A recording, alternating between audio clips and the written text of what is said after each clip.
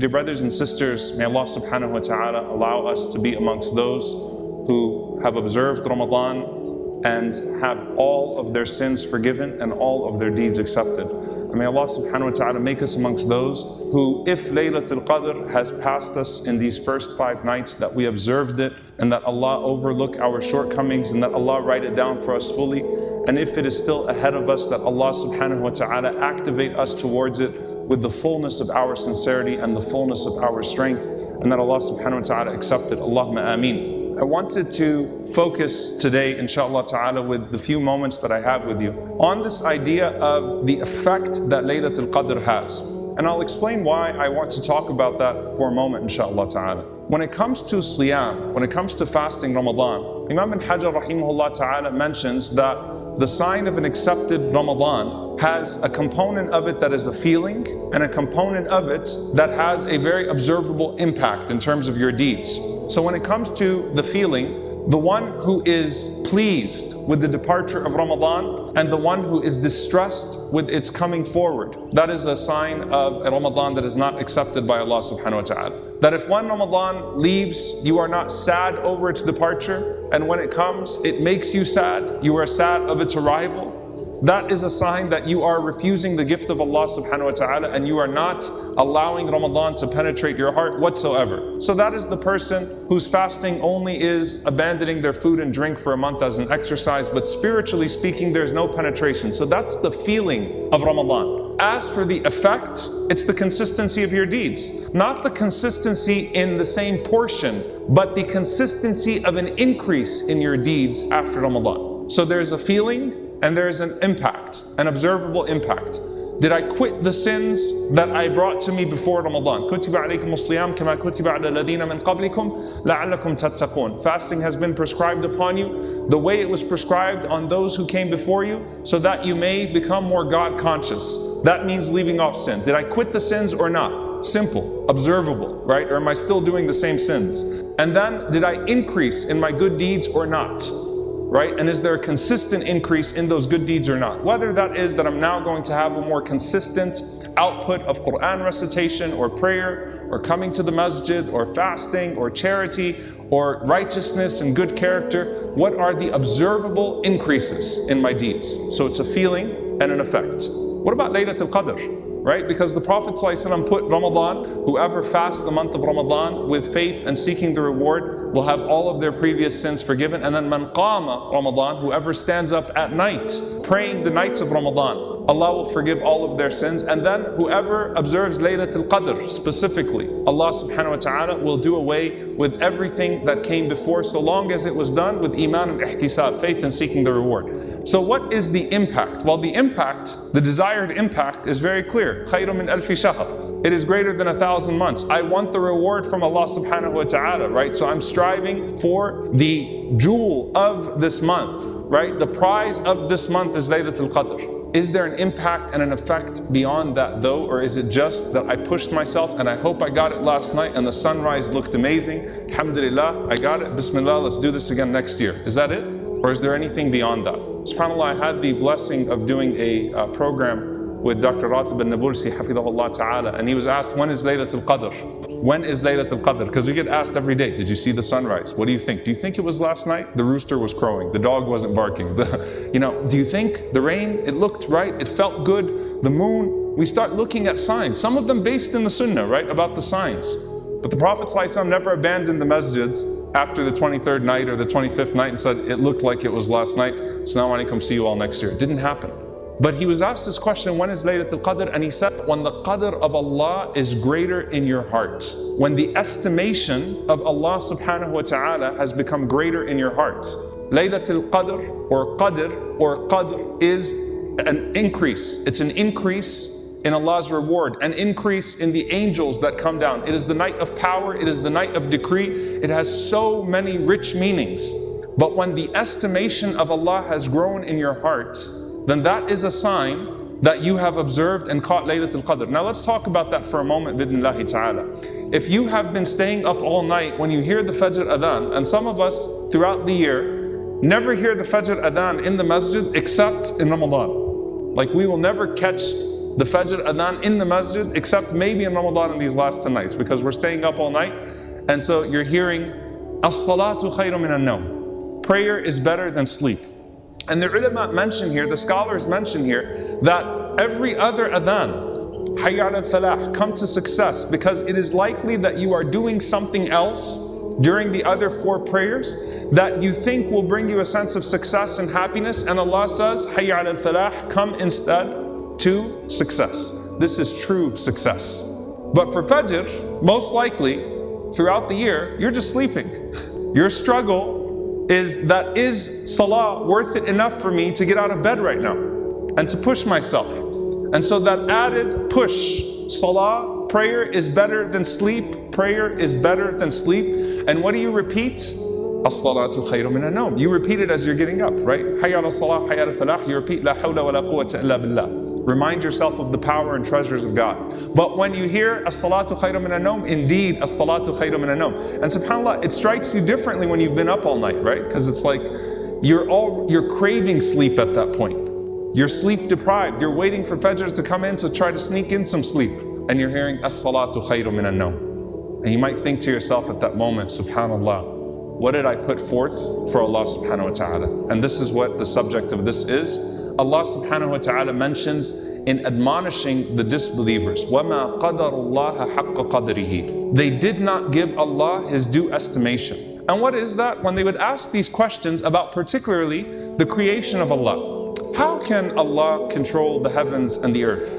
How does Allah take care of the sun and the moon at the same time? How can Allah take care of this person and that person at the same time? What do you mean that the heavens and the earth will be rolled up in the hand of Allah subhanahu wa ta'ala in a way that suits Him subhanahu wa ta'ala? What does that even mean? How does Allah see all of this? How does Allah hear all of this? How does Allah know what's in my heart and your heart simultaneously? How is that possible? And Allah subhanahu wa ta'ala says, وَمَا قَدَرُ اللَّهَ حَقَّ قَدْرِهِ. Allah subhanahu wa ta'ala says they did not give Allah His due estimation. Like, you don't realize the power of Allah, do you? You don't realize how azim, how great Allah is in His limitless power and ability. Remember, that's the qadr of Allah subhanahu wa ta'ala, the power of Allah.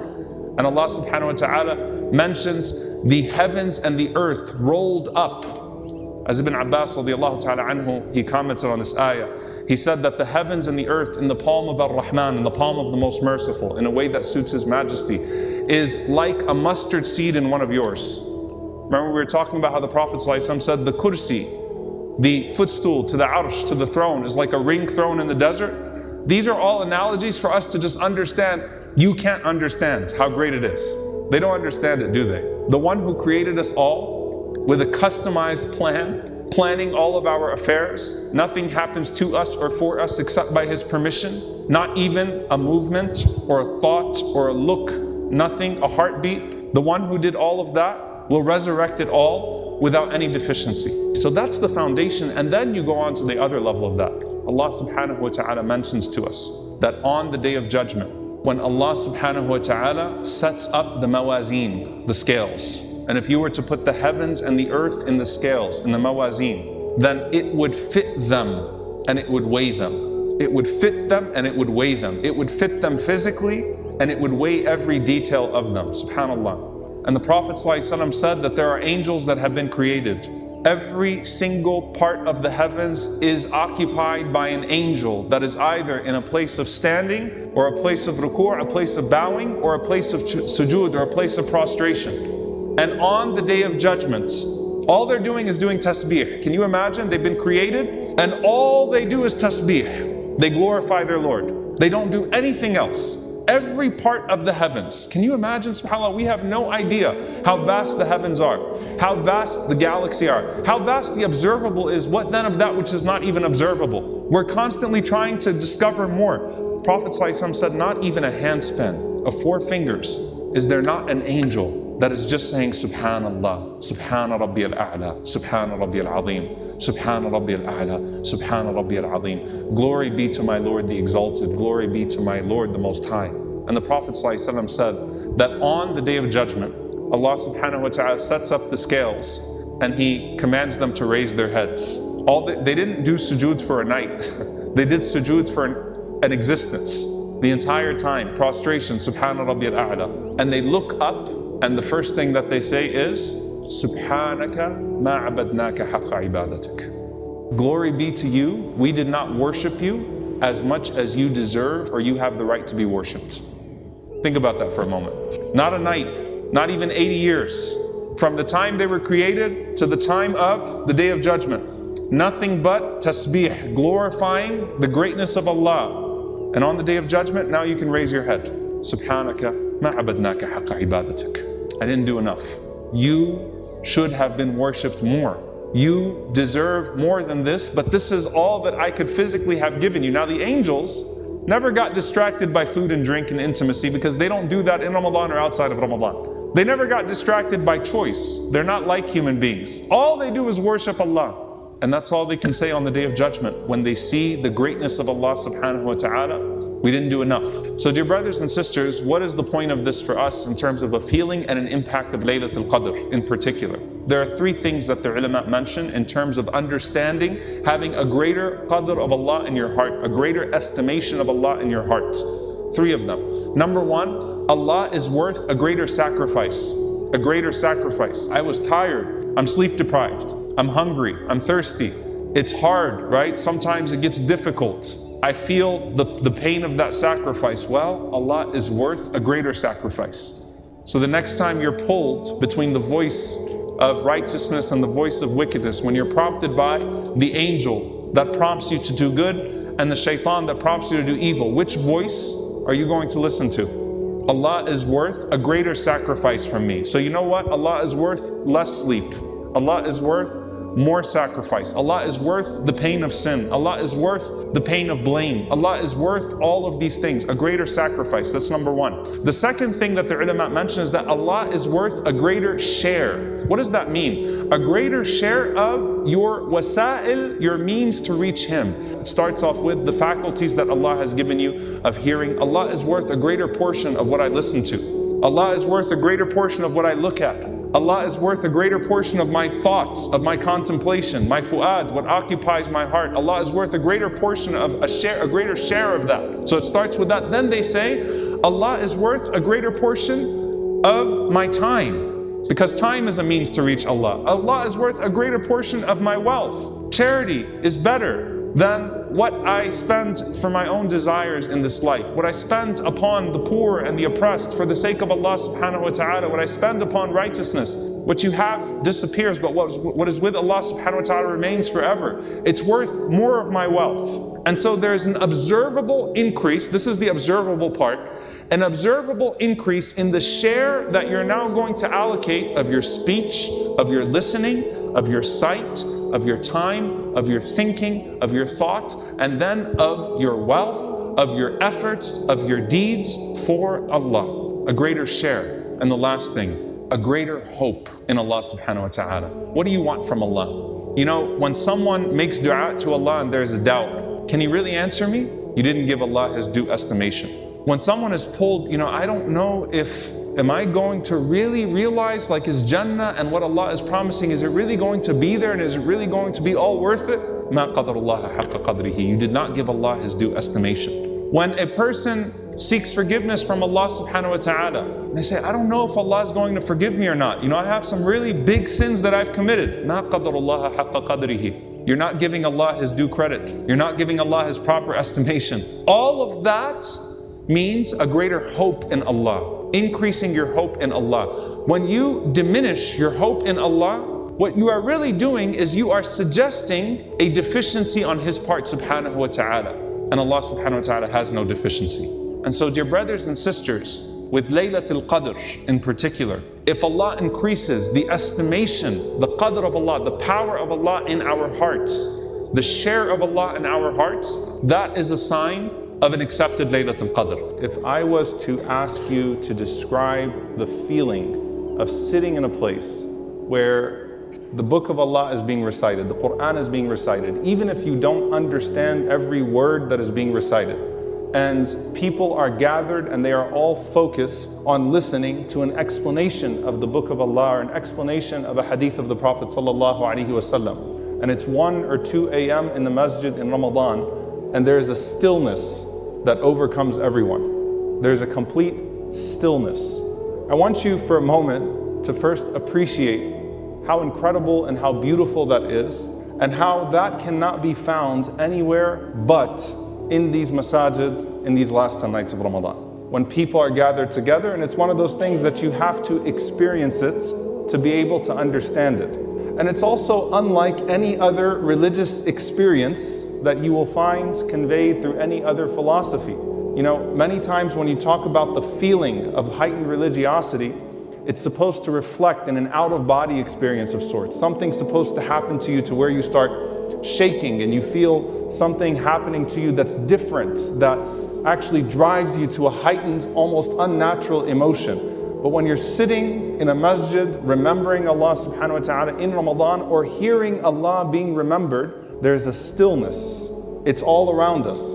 And I want to capture that, subhanAllah, because it's such a unique and profound and powerful concept, and it comes from a hadith of the Prophet ﷺ that we feel so much in Ramadan, that no group of people sit together to remember Allah subhanahu wa ta'ala in one narration, or reciting the book of Allah, or studying the book of Allah together.